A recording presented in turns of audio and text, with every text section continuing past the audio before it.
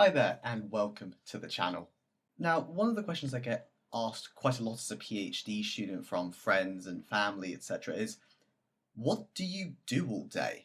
And you know what? It's a good question. I think there's a lot of misconceptions about what a PhD entails, and I think some of that comes from PhD students themselves, a lot of the influencers, for example. So I thought I would just show you what an average week looks like for me as a PhD student, but also a week where I do more than just sit at my desk every single day. So yeah, let's have a look. So as usual, I get up at 7 and get ready for the day ahead. Brush, shave, get changed, all that good stuff.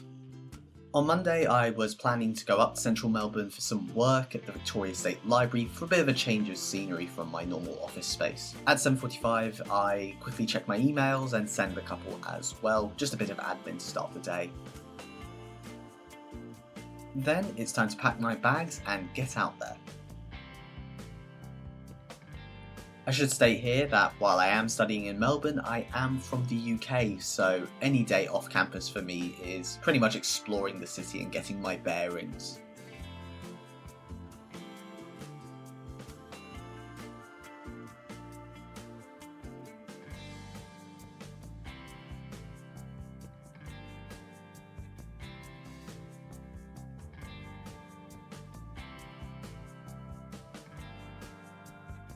Nevertheless, I hop on the train and head for central Melbourne.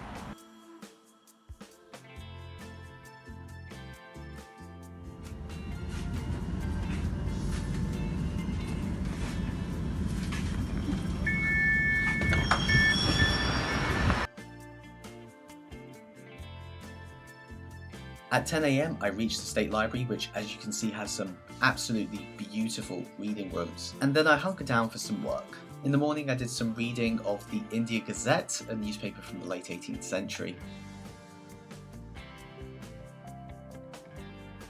After that I decided to take an extended lunch break to have a bit of an explore around the city. I then went for lunch at a cafe called Little Gordon, which was really lovely, but their corgi mascot Waffles was not in on that day, so I just enjoyed my coffee and food.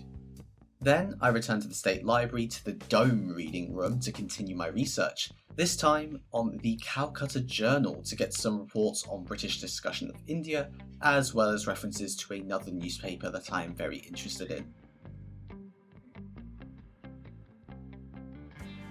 After a few hours I saw that the sun was setting, so I packed up my bags to head home for the day to go and cook dinner and get some rest.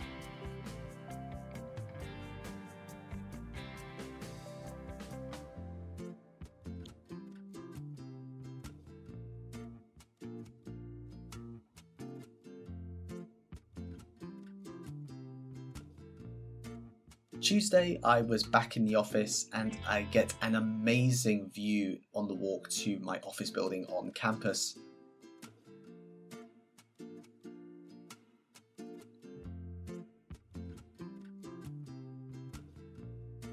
Once I get in, I make some coffee and get settled in for another day of work. Tuesday was a bit different as I was working on some secondary literature related to religion in British society in the late 18th century.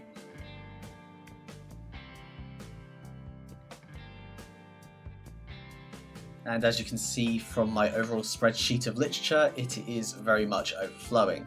But I realised that some of the books I wanted to read were not digital but were in fact in the library, so I dashed over there to pick them up. I then got back to work where you can see my wall display of sticky notes. I then end the day like every other and log everything I've done today in my journal.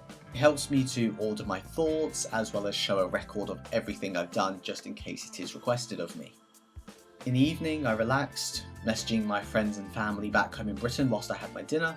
I then settled in for the evening with a bit of light reading. Currently I'm reading The Library, A Fragile History. It is a light read and also very informative on libraries and bookkeeping and general history. Wednesday was a bit of an off day for me. You can't always be 100% every day, and Wednesday showed this.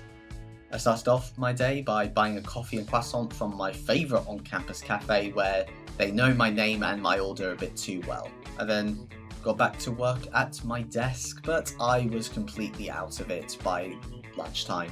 Nothing was getting done and progress was very slow. I realised there was no point staying at my desk looking at the screen, and I had a supervisor meeting in the evening to prepare for, so I decided to go home and do something to get my mind off of my work for a bit. Running, a 5k to be specific.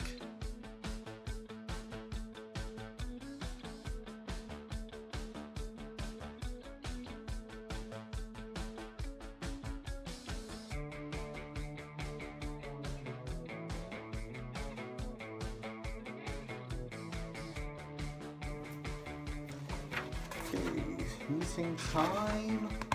Gonna get roasted for an hour. As it turned out, as with every other meeting, I did not get roasted for an hour. In fact, I have really supportive supervisors who are very encouraging and helpful with their advice and feedback. We had a bit of a joke, and then we discussed some stuff related to my primary research, and then got on to preparing a literature review draft and what my ideas were currently regarding that. They gave some advice about my draft, and there we had a clear plan set out for the next month.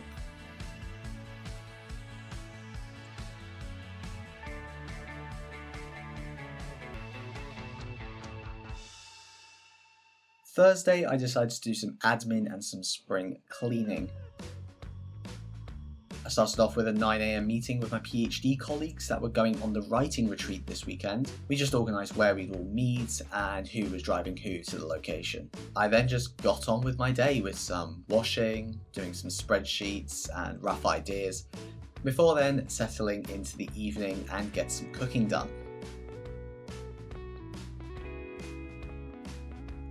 Cooking is really therapeutic for me, and I prepared some pasta with chicken, bacon, mushroom, courgettes and red peppers.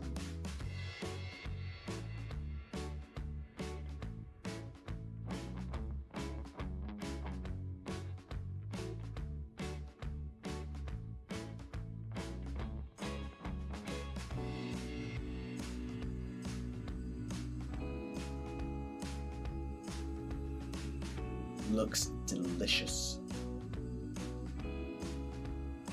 I then spent the evening doing some packing for the writing retreat. A piece of advice: don't pack the evening before. It's just a bit hectic and you end up rushing around, as you can clearly see me doing here. I then went to bed pretty early since there was going to be a lot of travelling the next day for the writing retreat. Friday was mainly just travelling to the writing retreat location.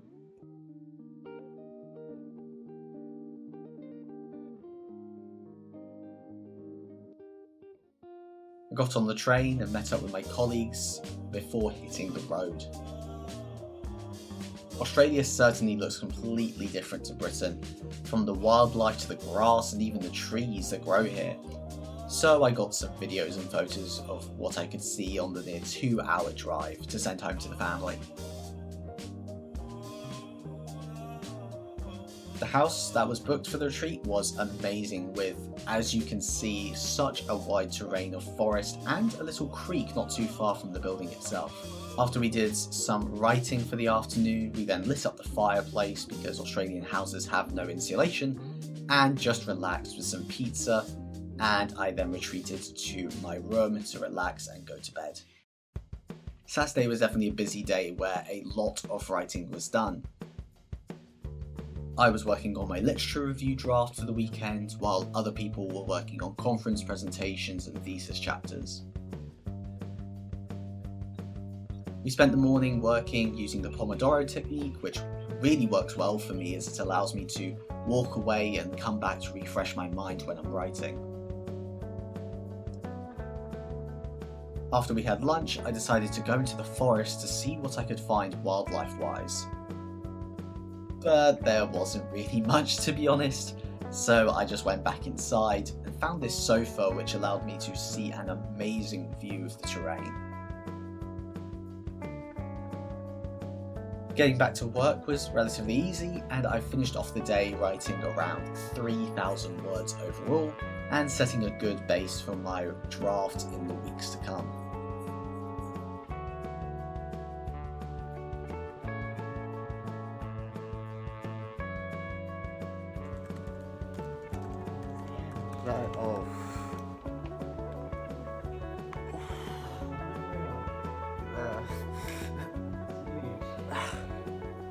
And then in the evening we decided to use the pool in the winter, which went well.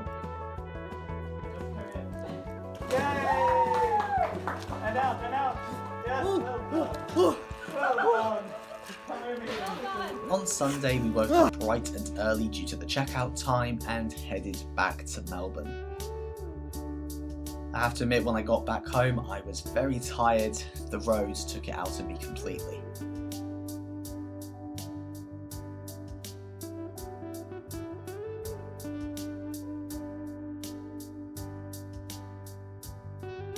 But I still had to do some weekly shopping, so I headed down to the local Aldi